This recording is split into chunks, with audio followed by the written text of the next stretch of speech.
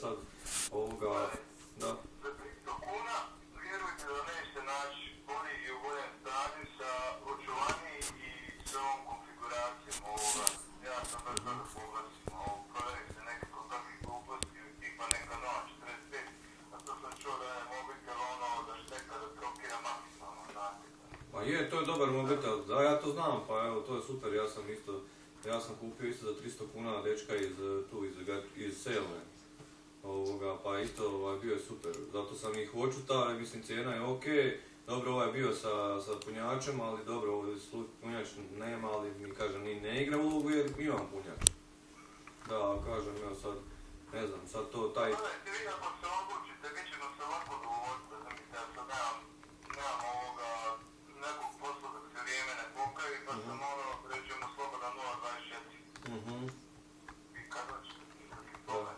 Pa nije ni to meni problem, ja imam kolegu, on putuje iz Novske za Brod, šta znam, 2-3 puta tjedno, tako da nije meni problem njemu reći da stane u Dragaliću i da uzme mobitel, to... Da, nikakvi problem ako ide vlakom, evo ide stanice, razumijete, vlak ide svaki sat vremena, ja ću izaći u susret čovjeku dođu, pokazat ću mu, objasniti sve stvari, to je to.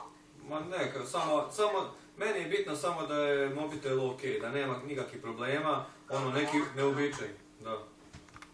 Samo jedno to kad zovete, razumijete, zapirni se, to je mene nervira, to mu je mana, to je valjda tako, ne razumijete, to kupju te Androide. Ali mobitel funkcionalno ovako isto, nema nikakvih problema na koje sam ja našao, razumijete, da dokladno kažem, ne volim nekom te jebati.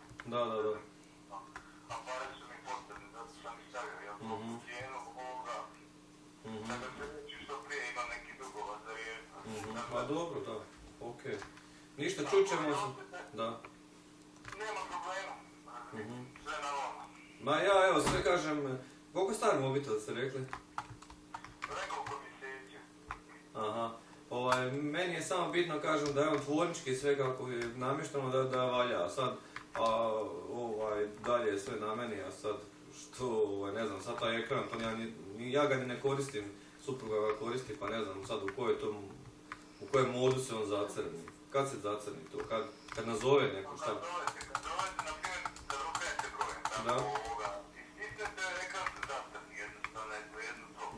I kad vas neko zove jednostavno, valjda je to neki safe mode, šta ja znam da uštetu baterije, da vam budem iskren četvrtko se po postavkama, nisam mogo naći da isključim to, jer je vrlo iritantno. Da. I meni se osobno ne sviđa, ali što se tiče ovako drugih stvari, završen na to i to možem pokretati solidno ovoga. Jer prvenstveno koristim za, rećemo, neki internet i za gledanje filmova, samo kad si nađem vremena ovoga nazim, tako da. Da.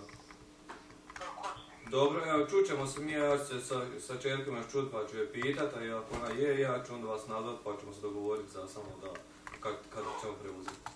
Može. Hvala lijepo. Bog.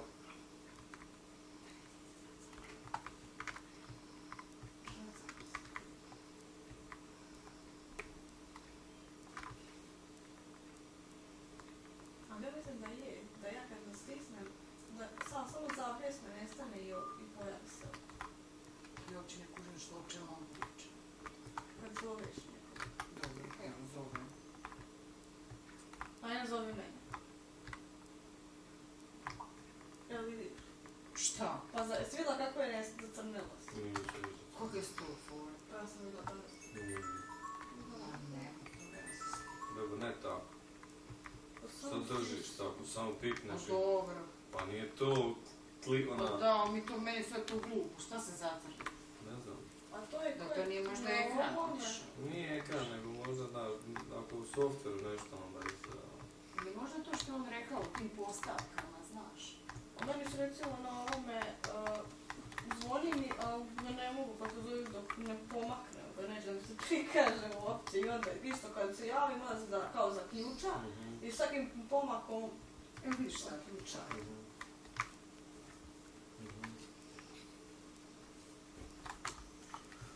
Možemo ja i Lajza otići ujutro tamo. A? Možemo je lojiti otići ujutro tamo, to nije daleko. Novoj Gradiški, to je iza Novoj Gradiški. Prije. Pa dobro. Pogledaj, ja sam tu kupila pod broj 40-42. To je za mate. Sad sam se to upravo. Sjelo sam 36. Ne znam kako to je to. To je kužek, da.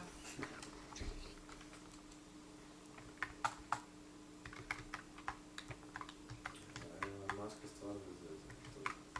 Ovo s nekom grupom. Nije, ja sam se već navikla.